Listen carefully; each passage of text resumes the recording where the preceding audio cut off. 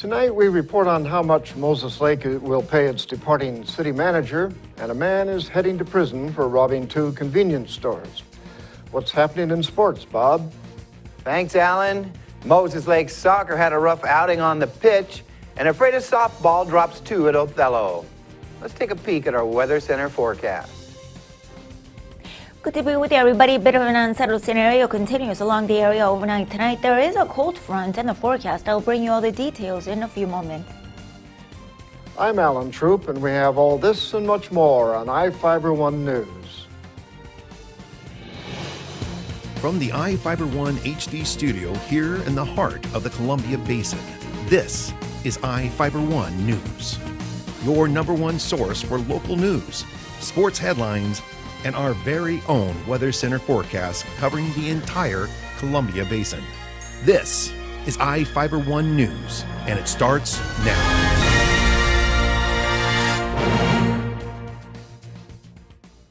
Former Moses Lake City Manager Joe Gavinsky is receiving more than $200,000 during the next year in separation pay and consulting fees. The City Council approved an agreement on Monday night to pay Gavinsky more than $74,000 within 15 days and an additional $121,000 on January 4th. City officials also agreed to pay for his and his spouse's medical benefits for 16 months. In return, Gavinsky agreed not to file a lawsuit for discrimination or wrongful termination and be available to testify in court and keep city information confidential. The agreement followed several meetings where City Council members met behind closed doors to discuss potential litigation and to evaluate the performance of an employee. When they voted on the agreement, no one discussed it. Gavinsky won't be leaving city service immediately. The council approved a contract to pay Gavinsky $15,000 a month between April 7th and July 7th to consult with interim city manager Gilbert Alvarado. Cold Train Express, a rail service that formerly shipped produce from the Port of Quincy, is suing Burlington Northern Santa Fe for $41 million. Reporter Jeff Chu has more on the lawsuit. Cold Train Express, the rail service that once shipped Columbia Basin produce from the Port of Quincy's intermodal terminal to Chicago, filed a $41 million lawsuit Wednesday against Burlington Northern Santa Fe. Cold Train states in the lawsuit that Burlington Northern Santa Fe hauled larger volumes of oil and coal from the Northern Plains region in 2013, causing rail congestion and delivery delays. Burlington Northern Santa Fe delayed shipments of produce that required a 3-day shipment guarantee to eastern U.S. destinations, the lawsuit claims. The special 3-day service is essential for apple and pear growers and shippers because the fresh produce must ultimately be delivered to retail warehouses within a short period of time, according to the lawsuit. The lawsuit states anything longer than the 72-hour shipping time frame effectively precludes such growers and shippers from using rail service. Cold Train, which started service in Quincy in 2010, states that business was lost and the company shut down the Quincy operation as a result of the slowdown in Burlington Northern Santa Fe's service schedule changes in fall 2013. The lawsuit was filed by former Cold Train Chief Executive Officer Stephen Lawson in U.S. District Court in Wenatchee. Michael Lerner, the former CEO of Rail Logistics, the company that operated Cold Train, is named as a plaintiff along with Lawson. Burlington Northern Santa Fe spokeswoman Courtney Wallace said the company had not been served with a complaint and cannot categorically comment on allegations they had not seen. I'm Jeff Chu for iFiber1 News. A Moses Lake man is serving 8 years in prison for robbing 2 convenience stores in November 2013. Cruz Vasquez, a 22-year-old man, pleaded guilty in Grant County Superior Court to 2 counts of robbery in the first degree with a deadly weapon. Judge Evan Spurline sentenced Vasquez to 8 years in prison. Vasquez was one of 4 people charged in connection to the robberies of Toad's Astromart on Pioneer Way and Junior's Economart on Broadway Avenue. He was involved in both of the robberies. Vasquez and another man were leaving a party when Vasquez showed the other man a revolver and said he was going to rob the Toad's Astromart store. Surveillance video shows Vasquez approach the store and go inside. He held the clerk at gunpoint with a revolver, demanded cash, and fled with $330. The next night, Vasquez and another man went to a West Broadway Avenue Chevron gas station, used the same gun to rob the second business. And now we take a look at people being sought by law enforcement. This is Sheriff Tom Jones with the Grant County Sheriff's Office. Each of the people you see here have a warrant for their arrest. If you see any of these people, we ask you do not attempt to detain or apprehend them, but call us at 509-762-1160 or send us an email at crimetips@co.grant.wa.us. If the person is presenting a danger, call 911. With your help, we can bring these people to justice and make our community safer. And we'll be back right after this. At Moses Lake Community Health Center, we have had the privilege to serve the local communities since 1978. What I like about working at this clinic more than any other clinic that I've worked at is the patient care.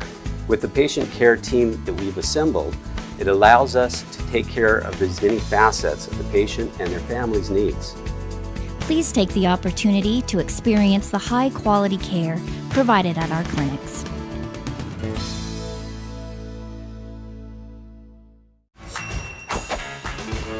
Just when I thought the blizzard couldn't get any better, DQ put the blizzard inside a waffle cone. This is mind-blowing. So when DQ asked me how I would tell the world, I said...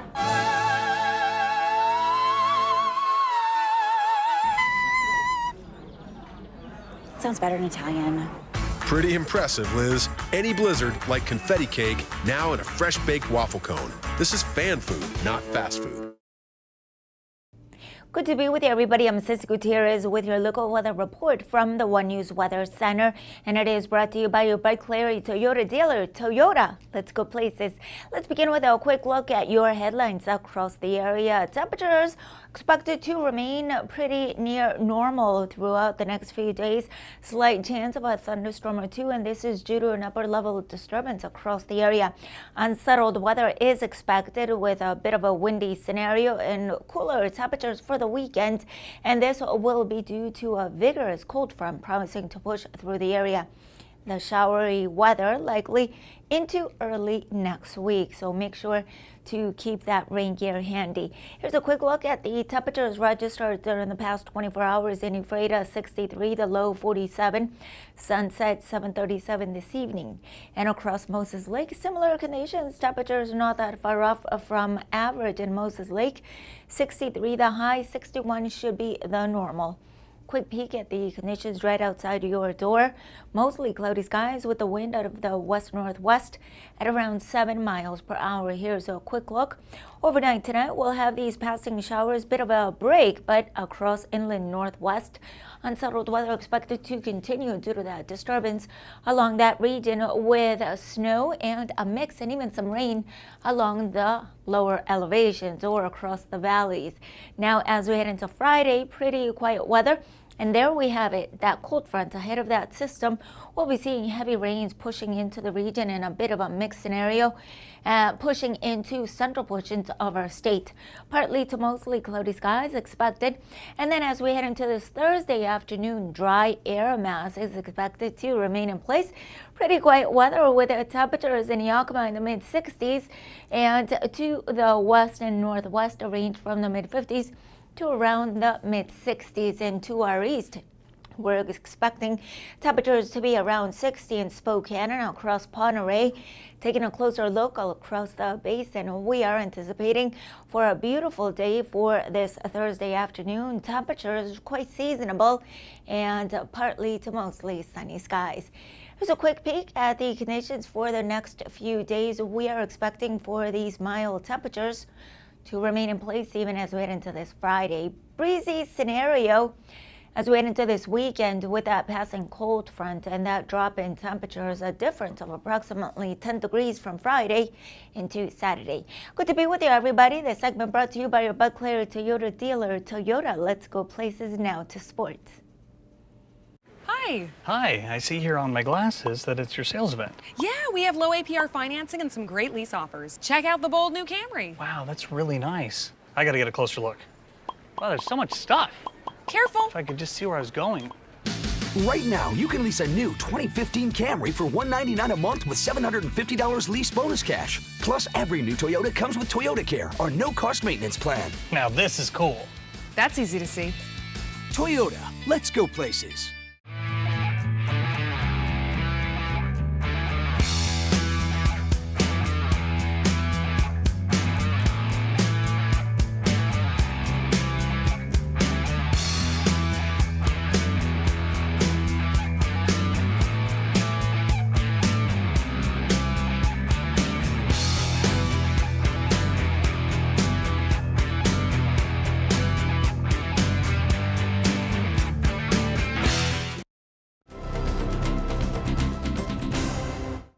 Moses Lake soccer is in a bit of a slump, having dropped its second match in a row. Sean Wells was on hand for the action at Lions Field last night and files this report. It was a big conference showdown with Moses Lake hosting Davis. Moses Lake was one game ahead of Davis in the standings and needed a win to remain in second place. Both teams had chances early in the first half but couldn't find the back of the net. As the half went on, play got chippy for both teams. The Pirates' Samuel Rodriguez got the lone first-half goal for Davis to take a 1-0 lead in a half. Michael Reyes scored a quick second-half goal for Davis, increasing their lead to 2-0. In the 78th minute, Moses Lake's Devin McCormack netted a goal for the Chiefs, but it wasn't enough for Moses Lake as Davis's Armando Olia put in another late goal to take the contest 3-1. Michael Reyes was the man of the match for Davis with 1 goal and 2 assists. Grant Brunel had 3 saves for Moses Lake. The Chiefs travel to Wenatchee this Friday to take on the first-place Panthers. For Fiber One News, Sean Wells. Moses Lake shut out Sunnyside 13-0 in Big 9 action at Larson Field. I was at the ballpark and witnessed a masterpiece in the circle by the Chiefs' starting pitcher. Marnie Skinner had it going on, tossing a no-hitter and striking out 14 of 15 batters she faced. The Chiefs' ace looked to be in mid-season form as she mowed down 13 Grizzlies through 4 1/3 innings. Her perfect game was tarnished by a ground out in the 5th. Moses Lake led 4-0 after the first inning was in the books. Tia Radich crushed this ball to left field, and the Chiefs tacked on 4 in the second to blow the game wide open. Moses Lake pounded out 11 hits in the game, led by Jasmine Jesse, who was 2 for 2 with a triple and 2 runs scored.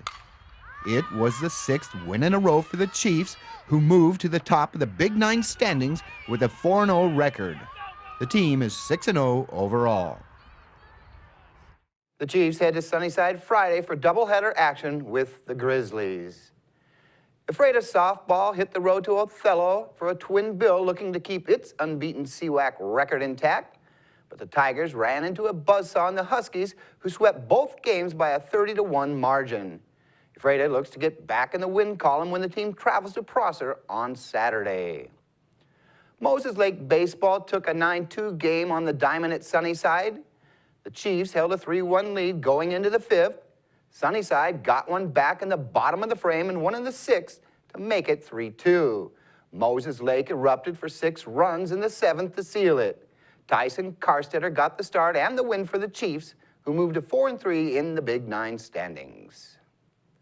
We'll be right back after this. Hello, my name is Cheryl Kono. I am your local Ephrata Farmers Insurance Agent. Here at Cheryl Kono Insurance Agency, our customers always come first. We don't just work here, we live here. Please stop by the office, call, email, or Facebook me for a free auto, home, life, business, or farm and ranch quote today. We are insurance. We are farmers. Come in for a free quote today. We are farmers. Bum, ba-dum, bum, bum, bum, bum. Well, one thing I knew from being a patient myself was that a dental office is a scary place to come to. And so we wanted everything possible to make sure that our office is a comfortable place for our patients to visit.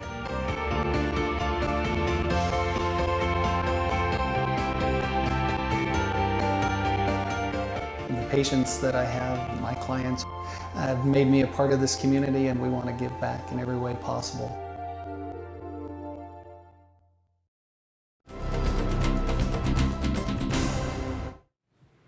Our spotlight story tonight is about the Paul Lozier Foundation, now in its 20th year in Grant County.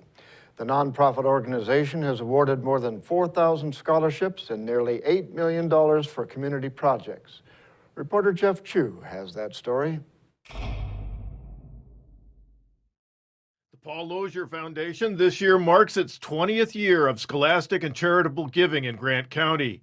It's an Ephrata-based nonprofit organization that has had great impact on the county's communities and their students from Coulee City to Mattawa. Since 1997, Paul Lozier Scholarship Foundation has awarded nearly 4,000 scholarships of more than $8 million. During that time, the Paul Lozier Charitable Foundation has awarded grants of nearly $8 million for community projects around Grant County. Paul Lozier Foundation trustee Mike Tabler explained the nonprofit organization's goal. Every incorporated community in Grant County, we want to have a significant amenity that bears the name of Paul Lozier on it. We've got the Learning Center and the athletic fields in Moses Lake. We've got the gymnasium facility up in Coulee City, and that's just the start. You know, we want to have something significant for the other communities in Grant County as well over time as we look at what some of our long-term goals are. Tabler described the foundation's makeup and assets. And we're a little bit different than a lot of private trusts in that we have a very diversified asset portfolio. We have somewhere in the neighborhood of $25 or $28 million in assets today, but a lot of that includes farmland. We have about 1,800 acres of irrigated farm ground. We have several thousand acres of dryland farm ground. We have commercial real estate in downtown Seattle that we rent.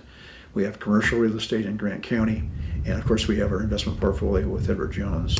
When Paul passed away, the value of his estate assets was approximately $15 million. Today, as I said, we're over $25 million, and that's after having given away over $16 million worth of scholarships and charitable gifts.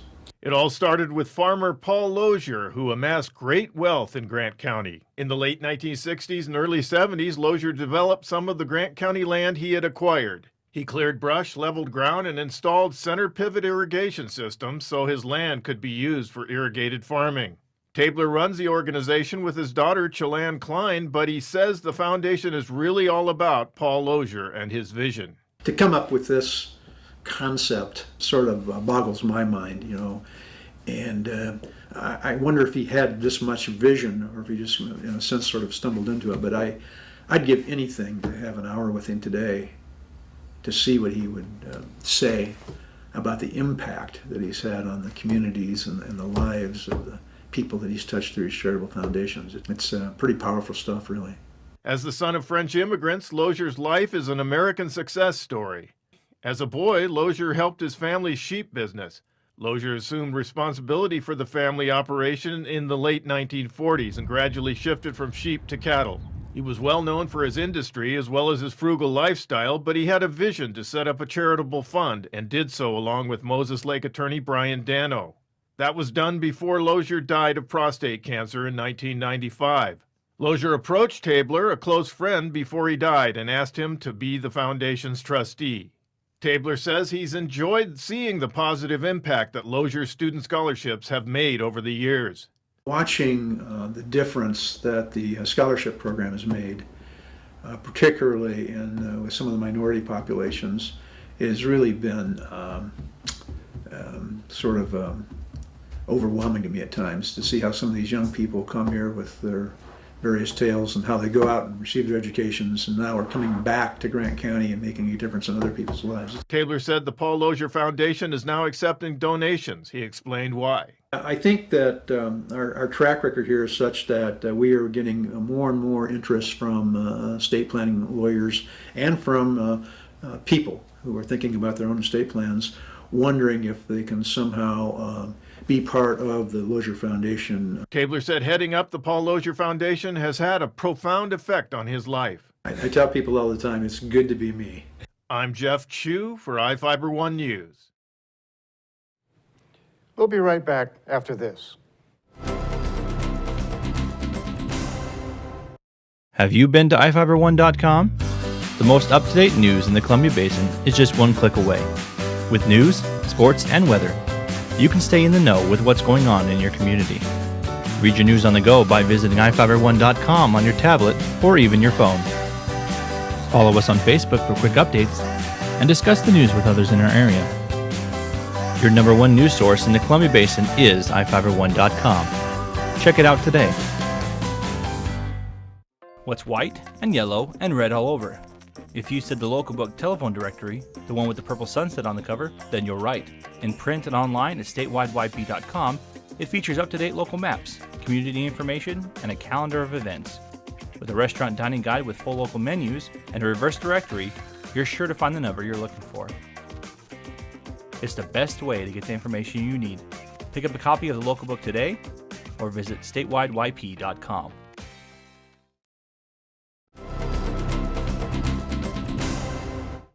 Welcome back.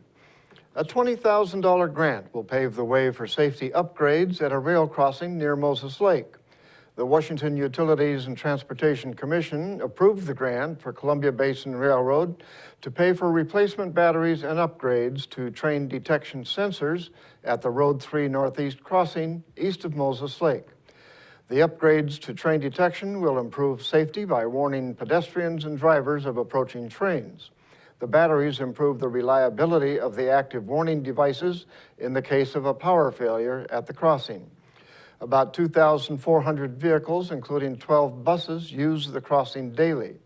The upgrades must be completed by June 15th. The rail line included in the project runs from the Port of Moses Lake south to Canal and is the busiest short line in eastern Washington. The Grant County Sheriff's Office is looking for someone who damaged a cell phone tower building about 20 miles north of Moses Lake. The Inland Cellular building is in the town of Stratford and was found with extensive damage on April 2nd. According to the Grant County Sheriff's Office, the building houses electronic equipment and had nearly $200,000 in damage. The electronics were not damaged and cell service was not interrupted. The Sheriff's Office believes a vehicle caused the damage, and that vehicle would likely have noticeable rear-end damage.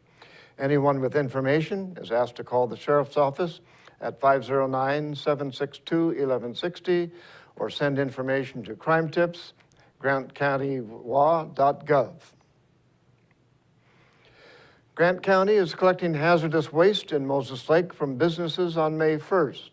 Grant County solid waste officials are inviting businesses and government agencies that generate small amounts of hazardous waste to dispose of it at the Moses Lake Surf and Slide Water Park for a fee.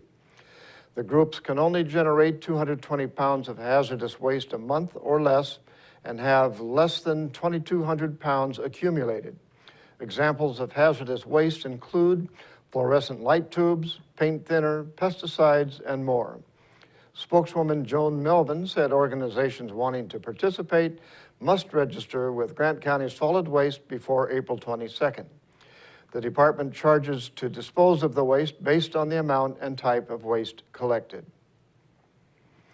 In Northwest news, Washington state lawmakers are pushing for new legislation to increase safety for oil trains, and concerns grow over the potential for a disaster. KCPQ's Jeff Van Zandt has the details.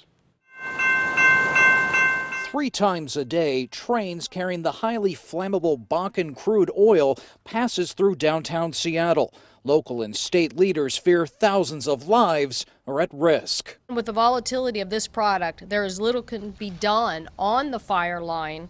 They have no choice, as some of our firefighters have said, but just to let it burn. Senator Maria Cantwell, along with several others, are pushing the Crude by Rail Safety Act of 2015. It would require safer tankers with thermal protection and thicker shells and eliminate older tankers that are prone to easily puncture in a derailment.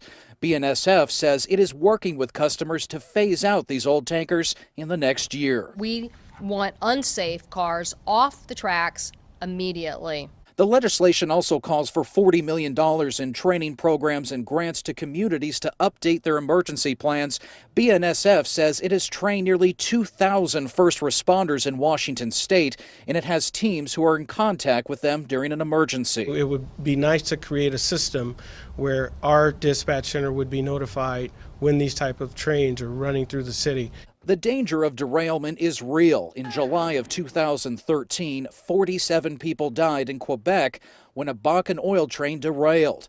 Last July, a train carrying 28,000 gallons of oil derailed in Seattle. Nobody was hurt and no oil spilled.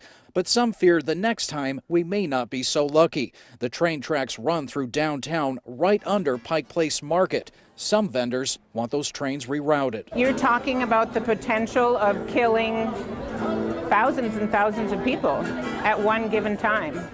And that is an insane idea. Local officials also worry about a derailment in the King Street Tunnel. BNSF says it has spent $10 million upgrading the tunnel and the rail line. If a disaster occurs, they say they'd be ready to respond. BNSF also says it will be meeting with Seattle first responders in the near future to find a better way to increase communication and keep people safe.